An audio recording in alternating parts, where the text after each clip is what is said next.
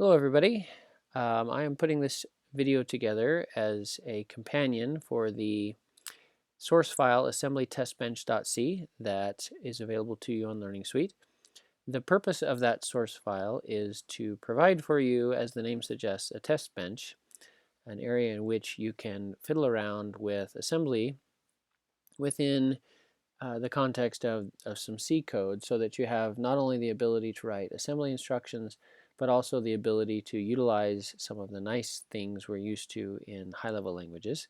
In particular, the libraries of functions such as printf and so forth, and some of the high-level constructs that are available in high-level languages. And so I encourage you, in fact I suggest or recommend that you play around with this file, compile it, look at the assembly code that's generated.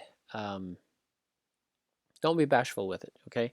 You can always download it again, save a copy of it, tear it up. But use this as a means to get used to the assembly instructions that you're learning, try things out, and see what happens, okay?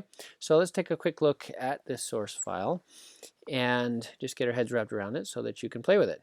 So to begin with, just standard boilerplate for a file where we're going to do some standard I/O, as we're going to include the standard I/O header file. And then you see I have a prototype here for a function called testMyCode.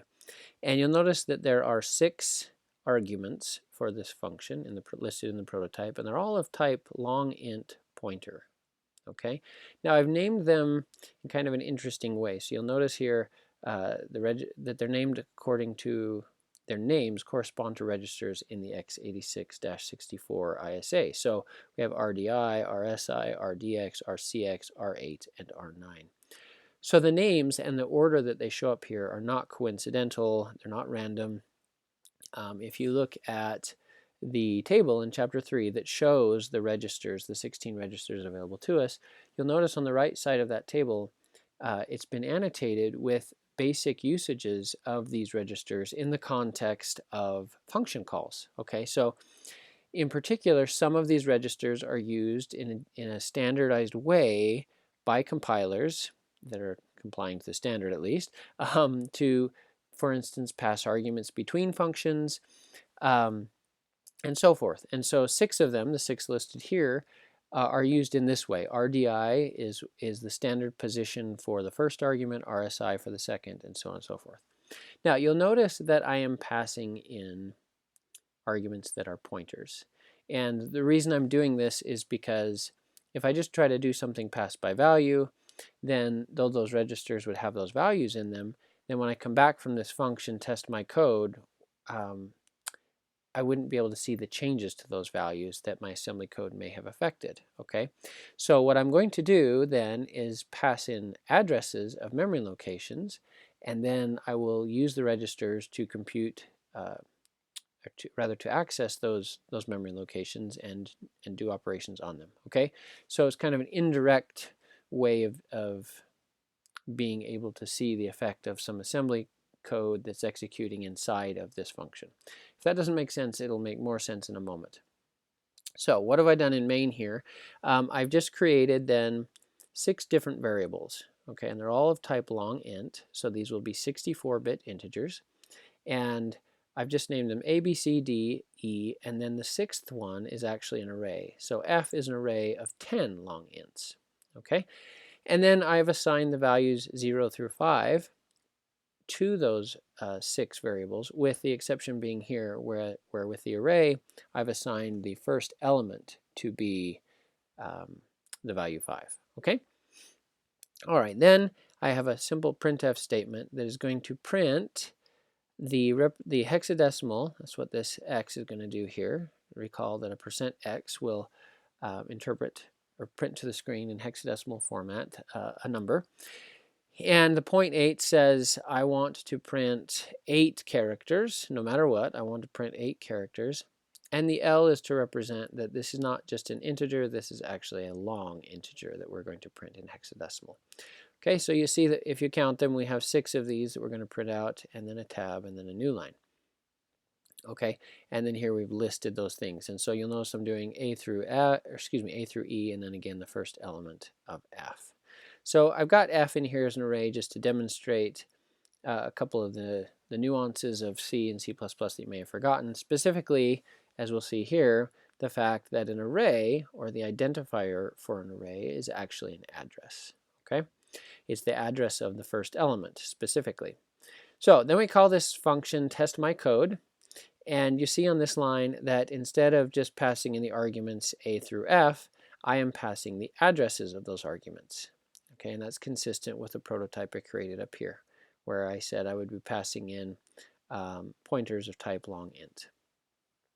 Okay, so we're passing in the address of A, address of B, C, D, E, and then for F, I can simply say F, because as an array, this identifier does actually correspond to an address already. So if I have not put the brackets with numbers behind the F, behind the identifier of an array, then I have not dereferenced the array, and so it is by itself just an address. All right, so then after calling test my code, and we'll look at that function in a minute, then I've got just another printf statement that prints the same variables as we saw above before the test my code function call. The idea being that within test my code, we're going to do some stuff to these memory locations whose addresses we're passing in, and then afterwards we'll take a look at those memory locations and be able to see what happened. Okay? So again, with test my code, we're passing in addresses of several memory locations. Now let's go down and look at test my code. And those addresses then will end up in these variables RDI, RSI, RDX, so on and so forth. Now, you'll notice if you look closely that I'm not actually going to use these variables directly, or rather I'm not going to use them by typing C code. I will use them directly, but I'll do so via the registers. Okay, so again, I've named these arguments in such a way as to suggest the registers where those values are actually stored. And then we're going to actually do some assembly code to manipulate them. Okay, so in order to do what's called inlining assembly, inlining meaning that instead of writing a separate assembly code file, a .s file, and then trying to assemble and link that into a program, what we can do with C code is using the special syntax, we can actually put little macros, if you will, little snippets of assembly inside of our C or C++ code. And the compiler will know to just take that and put it as it is into the generated assembly code. Okay, because remember, all of the C code is going to be compiled into assembly language eventually anyway. And so in this way, we can actually kind of insert instructions directly to do the things that we want. And this is actually the technique that was used in one of the demo videos that I put up, where I showed the difference between a simple Sun tracker that a friend and I built years ago and then the optimized version of it, wherein we looked at some of the routines that were getting called repeatedly and tried to optimize those by using inline assembly code. Okay, so here's a simple example of using it then. So we have this double underscore ASM, double underscore, and then an opening paren. Okay, and that tells the compiler what follows is in assembly. Then we end it with a closing paren and a semicolon. Okay, that's it. And then within this, then we will put strings that will be copied directly into the generated assembly code for this particular source file. So a few things we need to remember then. Again, we're going to put these strings, they're strings, we're going to put them inside of double quotes. The double quotes aren't going to show up in our assembly file, it will just be the stuff inside of them. Another thing to realize is that though we're working with assembly here, we're writing this assembly in the context of a C program. And so the syntax for comments that we'll use if we want to use comments in this source file will actually be the same as for a C program. Okay, so if you want to put a comment, for instance, on this line, then you would just do so like this. Okay, so it's really convenient. You can be doing the things you're used to in C, but simply be able to inject these assembly instructions. Now, what I've done here then is I'm using the stack to reverse the order of the values that I stored in these variables, these memory locations earlier. So initially we had 0, 1, 2, 3, 4, and 5. Okay, and what we're going to do then is just turn them around. So the way I did this is that I simply, in order of the registers that are storing these arguments, I pushed those registers onto the stack, and then I popped them off back to, okay, so imagine that these values are getting shoved one by one onto the stack. And so at the bottom is the value that was found at the memory location whose address we're computing here, okay? And so again, we're using this syntax for computing an effective address. We're not adding or multiplying, we're simply taking the value in the register and going to interpret that as an address in this case. So each one of these then, each one of these registers is used to access memory and read a value, and then that value is pushed onto the stack. So at the top of the stack then is the value that R9 was pointing at, if you will, and underneath that is the one R8 was pointing to, and so forth. So if I then pop them in the same order that I pushed them, they'll reverse, right? Because the value on the top of the stack is the value that was in R9, and now I'm popping it off, and I'm going to store it at the memory location that is indicated by RDI, which was the first register in this series. Okay, so by popping in the same order, I actually end up flipping things. Okay, so pretty simple. Let's see if this works. Wait one moment here.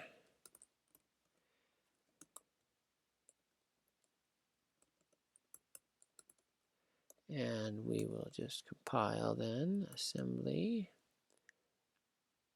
Okay, and then execute it. And there you go. So you'll see the first row is showing 0, 1, 2, 3, and 4, 4 and 5. And then you see those values reversed in the second column. Okay, now that's not the only way we could do that. Here's an example of some code that could do this just directly with move instructions. So let's go ahead and comment this out.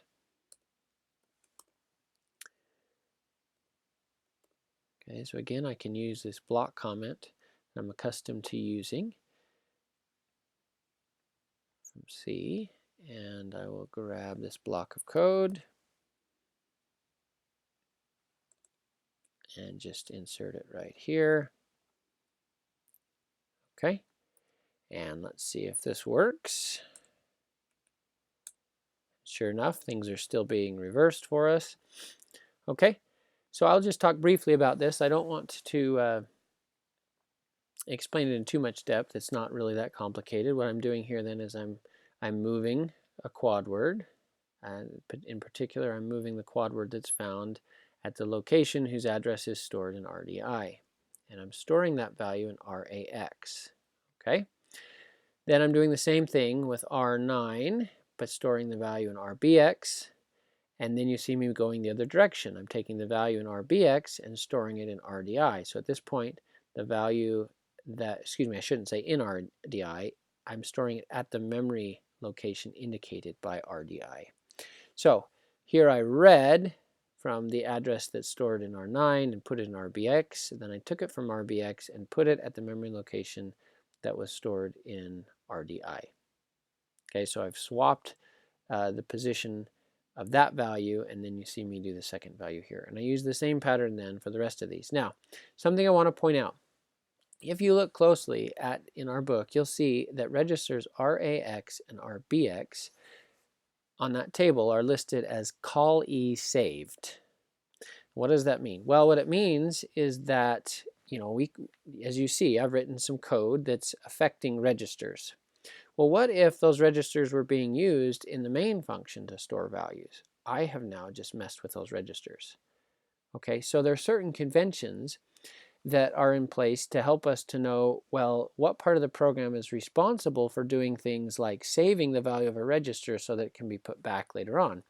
And so there are registers that are called callee saved, which means that a function that's about to call another function is responsible for saving the values of those registers, and then when the function returns, popping those values off of the stack and putting them back. Okay, it needs to do its own bookkeeping for those registers.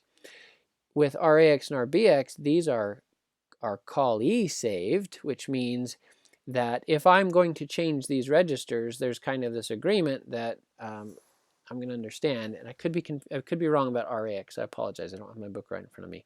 But RBX for sure is callee saved, as I recall. And so I'm basically indicating that if I'm going to change RBX, or rather the standard is indicating that if I'm going to change RBX, then I'm going to save it before I do, so that I can then restore it before I return. In other words, I'm trusted not to ruin whatever was in RBX by whoever called this particular function. So you'll notice I'm violating that right now. So I'm going to leave the question to you. What could we do if we want to use a register? How do we quote unquote save it?